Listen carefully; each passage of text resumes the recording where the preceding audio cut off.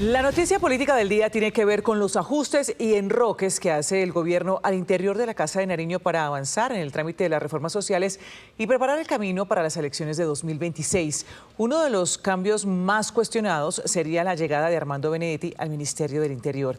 Pero Camila Roa, ¿cómo lo han recibido las diferentes bancadas? Ana Milena, pues las voces que más resuenan son las de quienes se oponen a la llegada del polémico Armando Benedetti a este Ministerio de la Política, el que articula la relación entre el gobierno y el Congreso por su historial de escándalos, pero claramente hay quienes lo respaldan y están dispuestos a trabajar con él, no solo desde la bancada de gobierno, sino desde ese bloque que el mismo Ejecutivo ha ido conformando durante toda esta legislatura. Hablamos con ellos en Noticias Caracol en vivo y sostienen los congresistas que llegó un hombre con agilidad política y que hay reformas que deben salir adelante.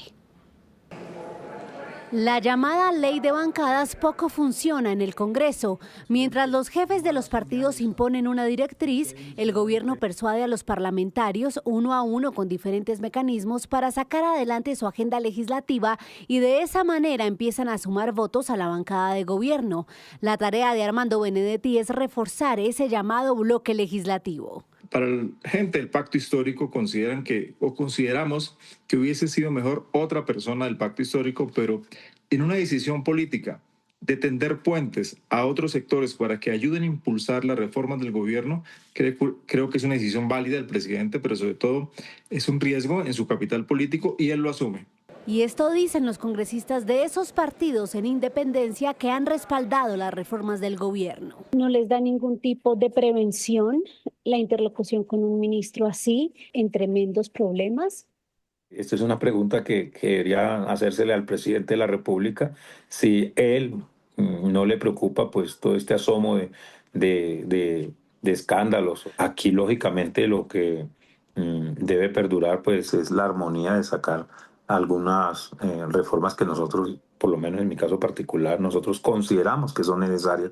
Pero aquí pareciera que ninguno de los escándalos de Benedetti le hace siquiera cosquillas para decir que ahora lo apoyan y que van a interlocutar con él. Por supuesto, recordemos que él tiene un derecho, y el derecho a la postulación, al nombramiento, no ha sido vencido en juicio, tiene unos serios cuestionamientos, no solamente desde el punto de vista político, sino también de la justicia. ¿Por qué no? Es mi deber interlocutar con aquellos miembros del Ejecutivo y recordemos que quien tiene la facultad para nombrar es el señor presidente de la República en un acto de delegación. Pero también están quienes se niegan rotundamente a hablar con el nuevo ministro por su historial de escándalos. Estamos ya trabajando en una carta formal que le vamos a dirigir públicamente al presidente Petro y que vamos a firmar un grupo de congresistas mujeres en el Congreso colombiano diciéndole de manera clara y directa al presidente Petro: con nosotras no va a tener ninguna interlocución a través de Armando Benedetti. Yo no me voy a sentar con Armando Benedetti a hablar de las reformas. Hay voces que sostienen que Benedetti inició sus labores de ministro de Interior desde hace unos días, cuando convocó a varios partidos y se reunió con más de 100 congresistas. Un dato para el cierre: conversamos con otros congresistas liberales y conservadores que hoy mantienen su interlocución con el gobierno, que sí consideran que estos cuestionamientos al nuevo ministro del Interior pueden afectar el desarrollo de su labor, porque muchos parlamentarios ven el hecho de reunirse con él como un tema vergonzante. Lo hacen, pero no lo cuentan, y prueba de ello podría ser que no hay imágenes de la reunión de Benedetti con los grupos de congresistas la semana pasada. Catalina.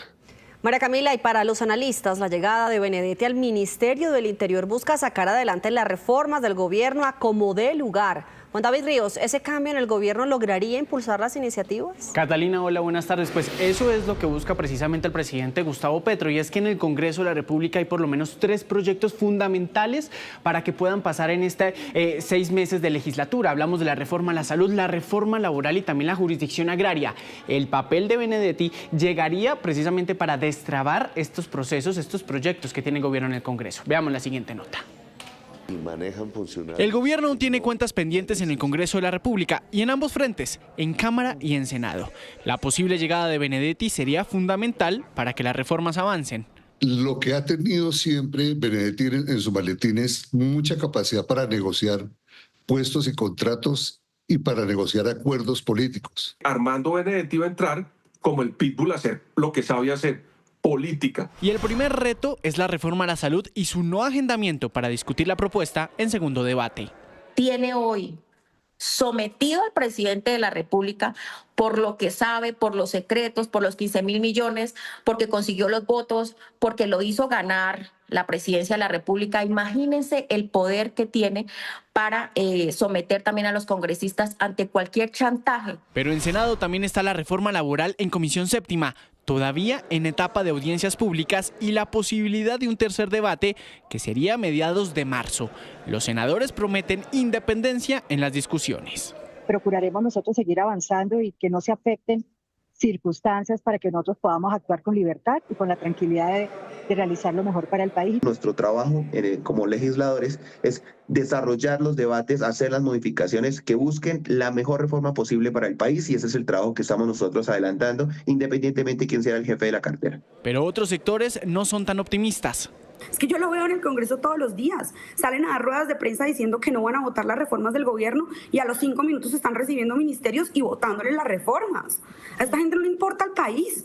Los tiempos se hacen cada vez más cortos. Las reformas siguen a medio camino y el rol que tendría el nuevo ministro del Interior es que sus proyectos vean luz verde al terminar esta legislatura, aunque desde ya se piensa en las elecciones del 2026. Ahora, Armando Benedetti ya ha hecho de lo suyo reuniéndose con los representantes a la Cámara, precisamente la semana pasada. Espera también que se reúna con los senadores. Uno de ellos tiene que ver por precisamente la reforma a la salud que está estancada en el Congreso de la República, en Cámara de Representantes. Y también hace falta la ley de jurisdicción agraria, que tiene mensaje de urgencia y que por lo pronto todavía no ha sido radicada su orden del día. Juan David, gracias. Mientras tanto, integrantes del círculo cercano del presidente que cuestionaron la llegada de Armando Benedetti al gobierno y renunciaron de manera irrevocable, como Susana Muhammad y Alexander López, al parecer reversaron su decisión y se reintegran al gobierno. Con dinero. El pasado 4 de febrero el presidente Gustavo Petro sorprendió al país con un consejo de ministros televisado, en el que empezó llamando la atención de su gabinete por la deuda con promesas incumplidas. Justo cuando la ministra de Medio Ambiente tuvo su turno, mostró su desacuerdo con la presencia de Armando Benedetti en el sitio y en la mesa. Como feminista y como mujer, yo no me puedo sentar en esta mesa de gabinete de nuestro proyecto progresista con Armando Benedetti. La señora Muhammad habló de dignidad en el proyecto del cambio. Tenemos que mantener la integridad y la dignidad de este proyecto, presidente. Y esa es una integridad de algo que usted nos enseñó y que vivimos en la Bogotá humana, que fue la defensa de lo público. Con cada palabra dejó sobre la mesa también su carta de dimisión. Hemos sido honestos y hemos sido siempre de frente. Entonces, yo no voy a renunciar, presidente, yo no renuncio a la defensa de este gobierno, ni renuncio a este proyecto. Pero, obviamente, no me puedo sentar como feminista en esta mesa con Armando Benedetti y obviamente la decisión, presidente, está en sus manos. Luego el turno fue para Alexander López, que llegó tarde al Consejo y después de hacer una amplia defensa de su gestión, puso sobre la mesa el nombre de Armando Benedetti. O sea, Armando Benedetti fue compañero mío en el Congreso, Laura Sarabia la conocí en la campaña, pero no nos representan en este proyecto, presidente. Y eso no es sectarismo político. Eso es la posibilidad humana que usted planteaba de poder relacionarnos, de poder construir colectivamente. Con Benedetti la situación es mucho más compleja, presidente. Y no es de una segunda o tercera o cuarta oportunidad. O sea, este es un proyecto que hoy se está presentando por primera vez ante el país. Habló de un presidente de izquierda del continente que les advirtió de tener los ojos abiertos y volvió a hablar de Benedetti. Nos dijo Lula como 5 o 10 veces, nos lo dijo en una reunión: no dejen entrar a su gobierno a la gente del establecimiento, porque esa misma gente por dentro les puede hacer demasiado daño. Y yo, presidente, este es un llamado que yo se lo hago también con mucho cariño y con mucho respeto, y también respondiendo a lo que reclama la gente afuera. Entonces el presidente Gustavo Petro lo interrumpió y fue el último asalto del encuentro. Hay que diferenciar si somos candidatos o gobernantes. No soy candidato a nada. Bueno, entonces eso que quede claro. Clarísimo, presidente. Porque eso yo no lo admito, yo no soy de ese proyecto que usted está pregonando.